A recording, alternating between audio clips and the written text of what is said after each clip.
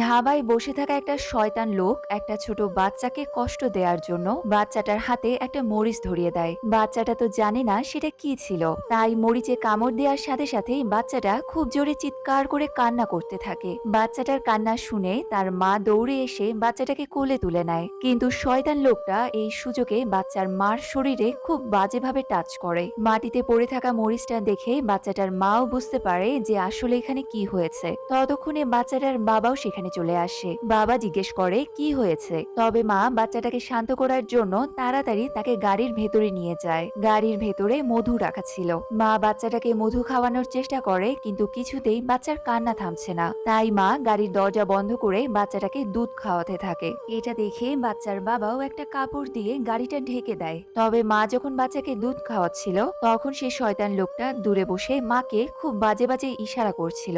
এটা দেখে বাচ্চার বাবা তো খুবই রেগে যায়, আর সেই লোকটার কাছে গিয়ে তাকে মেরে সব হাঁটি গুড্ডি এক করে দেয়।